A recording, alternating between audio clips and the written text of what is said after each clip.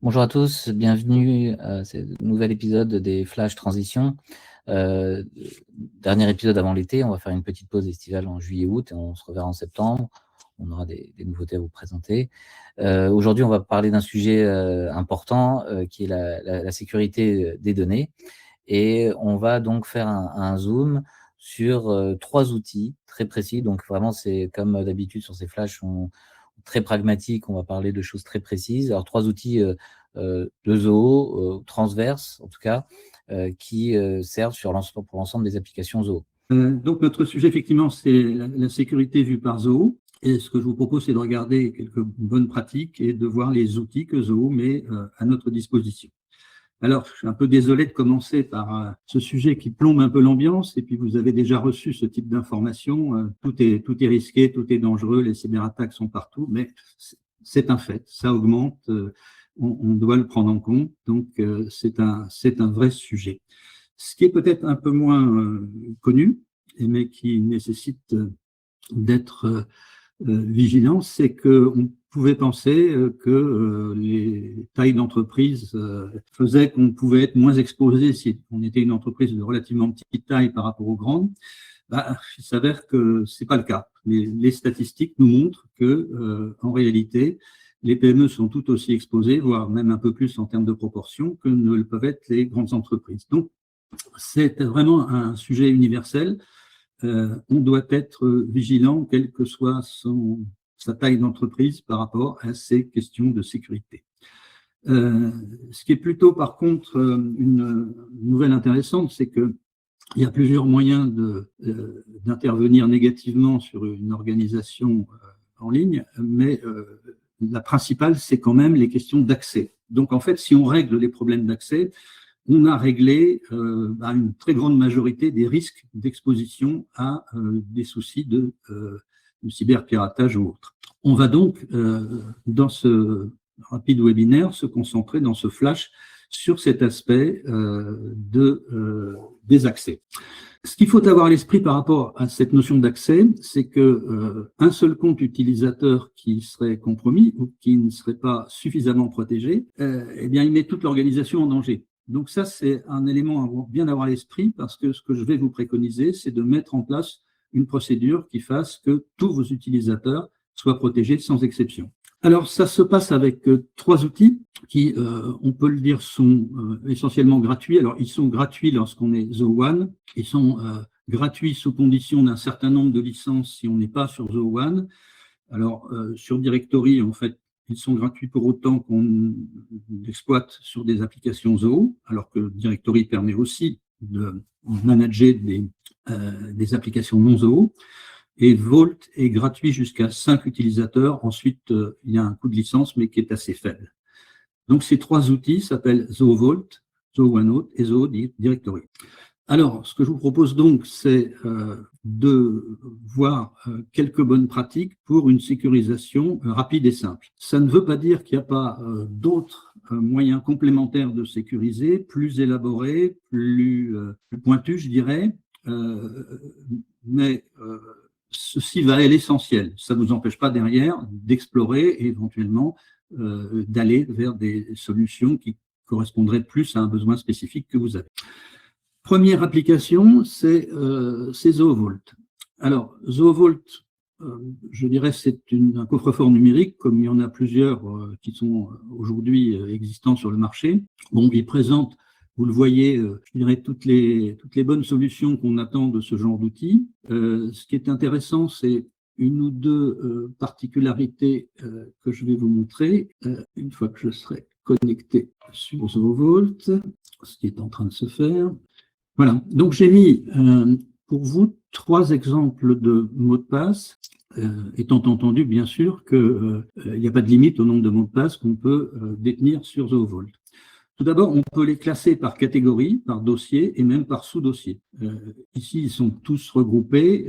Si je ne regarde que ceux qui sont web, j'aurai ceci. Si je ne regarde que ceux qui sont Zoho, j'aurai cela. Et si je veux voir tous les mots de passe, je les ai ici. Alors, pourquoi trois? Pour vous montrer un exemple de chaque grande catégorie. Premier cas, User One, en l'occurrence, c'est l'administrateur de cette organisation. Alors lui, il a son mot de passe. il a son identifiant, enfin il a les détails nécessaires, et il a, comme pour tous les autres mots de passe, une fonctionnalité partagée, et cette fonctionnalité partagée n'est pas accordée. Donc il est administrateur, il ne partage pas ses identifiants avec d'autres utilisateurs. Par contre, il pourrait les partager avec un autre administrateur, ce qui serait d'ailleurs une bonne pratique, parce que en cas d'absence, on serait sûr qu'il y ait au moins quelqu'un qui ait accès au mot de passe. Deuxième cas de figure, ici nous avons un utilisateur, et quel est le partage qui est fait? C'est un partage donc qui est accordé, et c'est un partage qui permet d'afficher le mot de passe, sans pouvoir le modifier, sans pouvoir, par exemple, le supprimer. Donc, ça permet à l'utilisateur 2 ayant accès à ZooVault de pouvoir connaître son mot de passe et le retrouver s'il l'a oublié. On verra qu'on va évoluer vers des solutions sans mot de passe, donc le mot de passe a une vocation temporaire, mais néanmoins, il est quand même souvent utile de pouvoir en disposer. Troisième cas de figure, imaginons que j'ai un compte LinkedIn qui soit un compte société et que je veuille en donner l'accès aux utilisateurs. Je vais le partager, mais je ne souhaite pas que les utilisateurs connaissent ce mot de passe. Donc, non seulement ils ne pourront pas le modifier, mais en plus, ils ne peuvent pas le lire, donc ils ne peuvent pas le réutiliser pour d'autres connexions, je dirais, en dehors de l'environnement. Dans ce cas-là, j'aurais choisi connexion en un seul clic uniquement, c'est-à-dire qu'à partir de ZooVault, on va cliquer sur l'URL et on va être connecté directement sans connaître le mot de passe. Donc voilà les trois possibilités d'utilisation de ZooVault. Alors ZooVault, on en accorde l'accès au niveau de la console d'application ici en disant eh bien j'ai tel utilisateur et je vais lui affecter telle application. Alors je reviens sur notre sujet. Donc premier outil ZooVault. Une fonctionnalité intéressante de ZooVault, c'est qu'il existe une extension Chrome qui permet, après téléchargement et installation, d'avoir son Vault directement dans le navigateur. Ce qui fait qu'ici, on a le site concerné, un clic pour avoir le mot de passe, et on a là l'identifiant que j'ai masqué, donc qui s'affiche.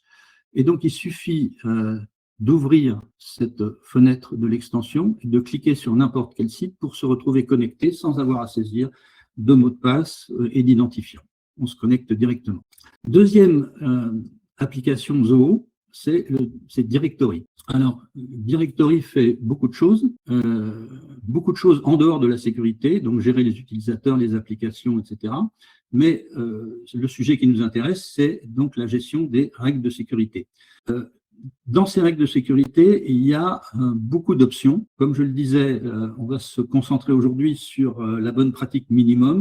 Et cette bonne pratique minimum, c'est d'avoir une règle de sécurité qui détermine les politiques de mot de passe et les politiques de double authentification. Et puis, une solution de récupération au cas où on est un utilisateur qui n'arriverait pas à se connecter. Donc, ces fonctionnalités existent. Vous trouverez des documentations qui vous renseignent dessus. Mais là, on va se concentrer sur la première. Et particulièrement sur deux fonctionnalités, la définition des règles et la notion de groupe d'utilisateurs. Alors, je vais vous détailler tout ça, que ce soit compréhensible. Quelle est la logique qui est proposée donc, dans cette bonne pratique simple? C'est de dire, j'ai un nouvel utilisateur, traditionnellement, je l'invite dans l'organisation ou je l'invite à une application. Il se connecte avec son identifiant, il lui est demandé de créer un mot de passe. Ce mot de passe peut éventuellement devoir répondre à des règles qui s'affichent, mais en tout cas, il se connecte avec un mot de passe et il commence à utiliser son application. À ce stade-là, c'est pour ça que je l'ai fait apparaître en rouge, il est certes connecté, mais il est peu ou pas protégé. Donc, on a un risque. Alors, c'est vrai pour un nouvel utilisateur, c'est vrai si dans une utilisation existante, vous allez peut-être suite à ce flash, décider de passer tout le monde en authentification protégée, je dirais. Donc, dans ce cas-là, c'est pareil, votre utilisateur se connecte avec un mot de passe et on va l'amener à une solution plus sécurisée. Alors, comment le fait-on? On utilise donc dans Directory, qui a toutes ces fonctionnalités, vous voyez ici, on va utiliser la fonctionnalité sécurité. Alors là, nous avons Une bonne et une un petit peu moins bonne nouvelle, donc j'ai essayé d'éclaircir ça au mieux, c'est que la toute nouvelle version de sécurité que nous a sorti Zoho et que vous voyez ici, donc que vous avez peut-être déjà ou qui sera migré d'ici peu, et que vous avez si vous avez un compte très récent, eh bien, elle apporte plein de fonctionnalités nouvelles, parfait, mais elle rend un petit peu plus compliqué, ou en tout cas un petit peu moins lisible, la configuration, puisqu'on a des termes, alors il se peut que ce soit aussi des questions de traduction, mais stratégie d'accès conditionnel, stratégie de routage et stratégie de sécurité, c'est pas forcément très parlant. Donc, ce que je vous propose, et puis vous aurez le replay de ce flash, c'est de vous souvenir tout simplement dans l'ordre dans lequel il faut le faire, et on va voir ensemble comment on avance point par point. Donc, on commence par le premier menu, stratégie d'accès conditionnel.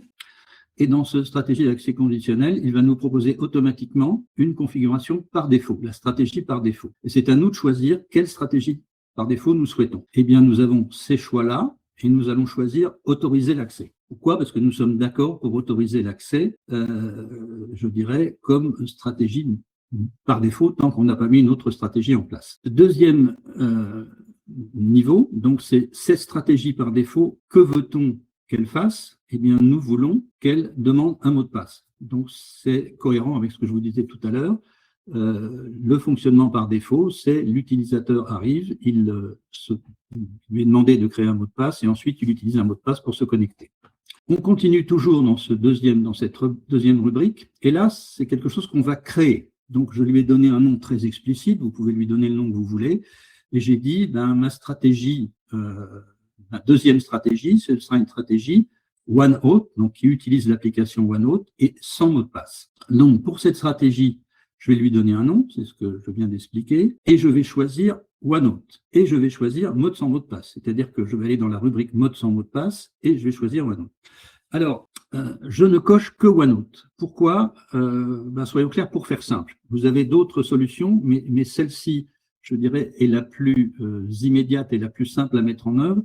Et en plus, je dirais que en termes de protection et en termes de centralisation de la protection, c'est peut-être la plus sûre, puisque vous pourrez gérer des codes de sécurité. En gros, pour faire court, si vous faites ce choix, les utilisateurs sont complètement protégés et vous avez la possibilité de les assister pour éventuellement les débloquer en cas de fausse manœuvre ou en cas de problème. Et troisième point, enfin, c'est que dans le dernier bouton, le dernier menu de sécurité, votre fameuse stratégie par défaut, vous avez dit que vous vouliez utiliser un mot de passe pour la stratégie par défaut, eh bien, il faut dire quel genre de mot de passe vous voulez faire. Bon, là, j'ai mis des critères raisonnablement exigeants. Ils n'ont pas forcément besoin d'être ultra exigeants, puisque, comme on l'a vu, le mot de passe ne sera utilisé que de façon relativement temporaire. Mais bon, de toute façon, il faut définir quels sont les critères de mot de passe. Dernier point, et là, on sort de sécurité, bien qu'on soit toujours dans Directory, et on va dans Groupe. Dans Groupe, vous allez créer un groupe. Il peut y avoir, évidemment, plusieurs groupes dans votre organisation qui correspondent à des besoins différents, mais en l'occurrence, en ce qui concerne la sécurité, vous allez créer un groupe auquel vous donnez le nom que vous souhaitez. Je l'ai appelé dans la stratégie OneOauth.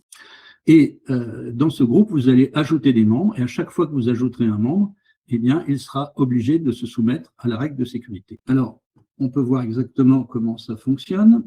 Là, j'ai un utilisateur. Alors, vous voyez que le navigateur est rouge pour le différencier de l'administrateur pour lequel j'ai mis un écran bleu. On passera à l'administrateur ensuite. Donc, mon utilisateur vient d'être invité, il a créé un mot de passe et il se connecte. Donc, rien de bien surprenant. Il s'est connecté, si ce n'est qu'il y a un peu de lenteur.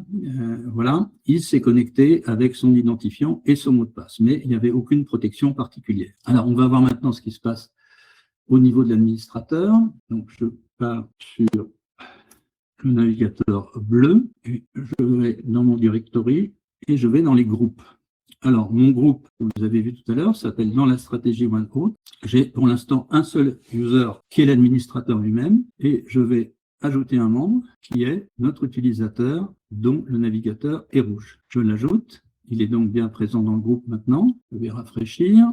Je vais revenir maintenant à mon utilisateur qui va vouloir se connecter, qui va rentrer son identifiant, son mot de passe qui a été mémorisé par Chrome. Et là, il ne peut pas aller plus loin. Il est obligé d'activer l'authentification multifacteur avec OneNote. Et pour qu'il puisse le faire, on va lui proposer un QR code qu'il va flasher, qui va installer l'application sur son mobile. Et là, on a un petit mode d'emploi pour lui dire comment il va faire. Alors, comment va-t-il faire? Donc, je vous rappelle le principe. J'avais un groupe dans lequel il n'était pas. Ce groupe est le groupe qui oblige à utiliser OneNote. J'ai rajouté l'utilisateur dans le groupe et du coup, il est obligé d'utiliser OneNote pour se connecter. Et donc, on en est à ce stade-là, on vient de l'ajouter et donc il passe dans la partie verte, c'est-à-dire protégée. Alors, comment fait-il? Eh bien, il va avoir ceci qui va arriver sur son mobile. Il va lui être proposé le mode sans mot de passe. S'il choisit continuer à utiliser le mot de passe, il ne pourra pas. Il sera de nouveau bloqué. On lui dira non, il faut passer par mode sans mot de passe. Et puis, il aura un petit résumé avant de valider qui lui dira qu'il n'a pas à fournir de mot de passe et qu'il recevra une notification. Et là, il clique sur ce bouton et c'est fait. Dans le process, son mobile va peut-être lui demander d'activer Face ID ou Touch ID, d'activer éventuellement les notifications si elles ne le sont pas. Mais en tout cas, si ça l'est par défaut, il ne se passera rien. Si ça ne l'est pas, ça sera indiqué. Comment se passera la connexion pour notre utilisateur? Eh bien, au stade où on en était tout à l'heure, là, il ne sera plus bloqué, mais il recevra ceci sur son PC. Sur son Mac. Donc, il reçoit un nombre et au même moment, il reçoit sur son mobile une série de 3 nombres. Il valide celui qui match et il est connecté. Et là, vous voyez qu'il n'y a pas d'utilisation de mot de passe du tout. Et comme il est en protection Face ID ou Touch ID, on est doublement sûr que c'est lui, d'abord parce qu'il est en face de son PC, ensuite parce qu'il est reconnu par l'identification biométrique. Alors, OneNote, donc cette application, elle a 3 caractéristiques. L'une, c'est qu'elle permet de se passer de mot de passe. La deuxième, c'est qu'elle est protégée par la biométrie. Et la troisième, c'est qu'elle propose des solutions de récupération. Alors, dans le moment où l'utilisateur se connecte sur OneNote, il lui est proposé d'indiquer une phrase de récupération. Alors, une phrase, c'est comme un mot de passe, mais éventuellement avec, par exemple, 3 mots. Qui lui permettrait de récupérer son compte OneNote au cas où il le perdrait.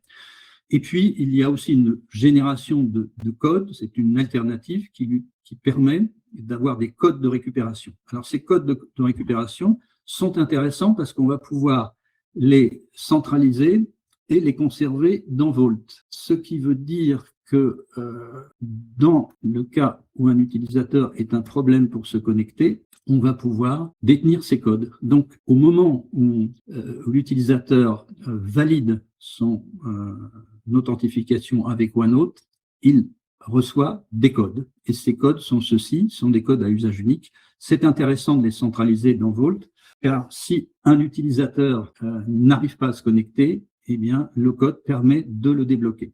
Alors, qu'est-ce qui fait qu'un utilisateur n'arrive pas à se connecter? C'est par exemple s'il a perdu son téléphone. Là, du coup, évidemment, il ne peut pas. Donc, on débloque ça avec ce code. Donc, les trois protections, si vous voulez, qui protègent complètement l'accès de l'utilisateur. Et donc, dans ce cas-là, on est complètement dans la partie verte. Il doit se connecter avec OneNote et il est complètement protégé. Donc, vous avez finalement 4 étapes pour avoir une protection maximale de votre organisation, Zoho. C'est d'activer Zoho Vault. Il est intéressant que l'administrateur centralise tous les mots de passe qui seront automatiquement chiffrés de l'équipe. Ces mots de passe pourront être partagés à des degrés de partage différents, comme on l'a vu avec les utilisateurs ou d'autres administrateurs. Deuxième action, configurer Directory, c'est-à-dire définir quelle est votre stratégie par défaut, c'est-à-dire pour un utilisateur nouveau qui arrive, qu'est-ce qui se passe, et quelle est la deuxième stratégie, c'est-à-dire à partir du moment où vous voulez qu'il soit protégé, c'est-à-dire où vous l'avez fait rentrer dans le groupe des utilisateurs qui doivent passer par la double authentification OneNote. Alors, déployer OneNote, c'est là que je vais ajouter une petite précision. Dans la vraie vie, ce que je vous ai montré est parfois pas évident pour tous les utilisateurs, surtout à distance. il peut être souhaitable, pour ma part, je le pratique la plupart du temps, d'avoir une rapide session de 15 minutes pour assister l'utilisateur pour mettre en place OneNote. Bon, c'est pas une obligation, ça dépend un peu de votre profil d'utilisateur, mais ça peut être une solution s'ils n'ont pas forcément toute l'agilité requise.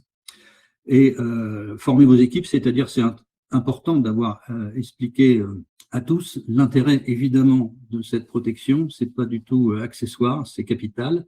Finalement, c'est assez simple à mettre en place et c'est une vraie sécurité pour l'ensemble de votre organisation Zoho, qui souvent représente énormément d'investissement en temps, en participation et également de valeur en termes de données qui sont peut-être finalement essentiellement dans votre organisation Zoho. Voilà pour la partie présentation. Je ne sais pas si Guillaume, tu as recueilli des questions. Alors, non, il n'y a pas de questions qui ont été posées. Donc, je pense que là, en tout cas, ça couvrait bien ces différents points, ces différentes applications. Bien sûr, là, n'essayez pas d'utiliser les codes de récupération. Hein, ils vont être régénérés pour pouvoir... Comme effectivement, oui, mais ce sont des codes qui, de toute façon, étant un usage unique et qui sont tout à fait, voilà. Juste pour l'exemple, voilà. Et c'est évidemment quand vous faites si vous devez faire des présentations, faites attention à bien faire ça. Nous, effectivement, là, à bien régénérer, à bien masquer les éléments. Voilà, en tout cas, là, ça vous donne pas mal d'informations sur des points très concrets, très pragmatiques, qui sont assez simples à mettre en place, mais qui sont importants, puisque, comme vous le savez, il y a beaucoup de failles de sécurité proviennent de l'interne, en fait, plus que de l'externe. Donc là, c'est très important de bien valider ces points-là. Donc, n'hésitez pas, si vous avez des questions, comme d'habitude, on reste disponible et on vous souhaite un bel été, sinon, et on se retrouve à la rentrée pour de nouveaux épisodes des Flash Transition. Très bon été, à bientôt. Merci, au revoir.